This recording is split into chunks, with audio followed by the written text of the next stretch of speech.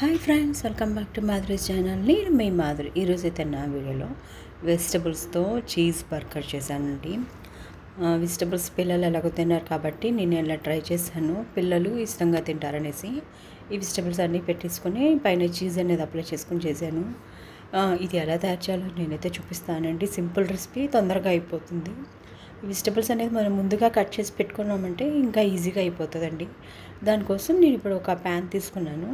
ఈ ప్యాన్లో ఆయిల్ అనేది అప్లై చేసేసుకొని ఇందులో ఉల్లిపాయలు సన్నగా కట్ చేసి పెట్టుకున్న క్యాప్సికము, క్యారెట్ ఇవన్నీ వేసుకున్న తర్వాత బీన్స్ కూడా అలాగే సన్నగా కట్ చేసి పెట్టుకున్నాను.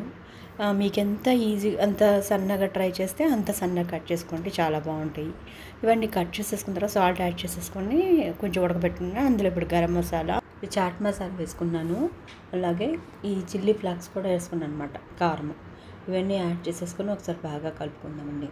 ఇప్పుడు ఉప్పు అనేది కొంచెం చెక్ చేసుకొని సరిపోతే ఇంకొంచెం యాడ్ చేసేసుకుందాం. ఇది కొంచెం చల్లారే వరకు మనం పక్కన పెట్టుకుందాం. ఇదైతే నేను చీజ్ అనేది తురిమి పెట్టుకోవడానికని నేను రెడీ చేసుకున్నాను. ఇంత మనం చీజ్ అనేది తురిమేసుకోవాలి మొత్తము. ఇలా మొత్తం తురిమేసుకొని రెడీ చేసి పెట్టుకున్నాను కదా.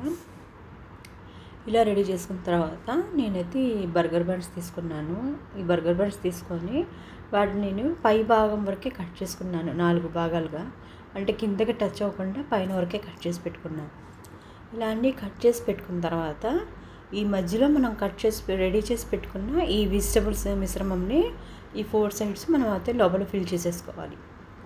ఇలా లోపలంతా ఫిల్ చేసేసుకున్న తర్వాత ఈ పైన మనం రెడీ చేసి పెట్టుకున్న ఈ చీజ్ ఉంది కదా, ఆ చీజ్ని కూడా దీని మీద మనము టాపింగ్ చేసేసుకుందాం.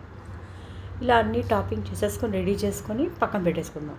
ఇప్పుడైతే ప్యాన్లో కొంచెం బటర్ అనేది అప్లై చేసేసుకున్నాను. ఇదంతా స్ప్రెడ్ చేసేసుకొని బటరు బాగా మెల్ట్ అయిపోయిన తర్వాత మనం రెడీ చేసి పెట్టుకున్న ఈ బర్గర్ బన్స్ ఉన్నాయి కదా, దాంట్లో ఈ చీజ్ కూడా పెట్టేసుకున్నాం కదా. ఇలా ఫిల్ చేసుకున్న వాటన్నిటిని దీంట్లో మనం పెట్టేసుకుందాం.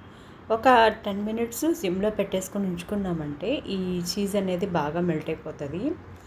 ఇలా మెల్ట్ అయ్యే వరకు మనం సిమ్లో పెట్టుకొని అటు ఇటు టర్న్ చేసుకుంటూ ఉండాలి, లేకపోతే మాడిపోతుంది. నేనైతే కొంచెం బటర్ అనేది కూడా పైన స్ప్రెడ్ చేసేస్తున్నాను. ఇలా అన్నీ రెడీ చేసేసుకున్నాను చూడండి. ఇలా రెడీ చేసి పెట్టుకుని పెట్టండి. ఈ చీజ్ అంతా మెల్ట్ అయిపోయింది కదా. ఇప్పుడు దీన్ని అయితే ప్లేట్లోకి ట్రాన్స్ఫర్ చేసేసుకుంటున్నాను. ఇంతే అండి, సింపుల్గా చీజ్ బర్గర్స్ అయితే రెడీ అయిపోయినాయి. Thank you for watching.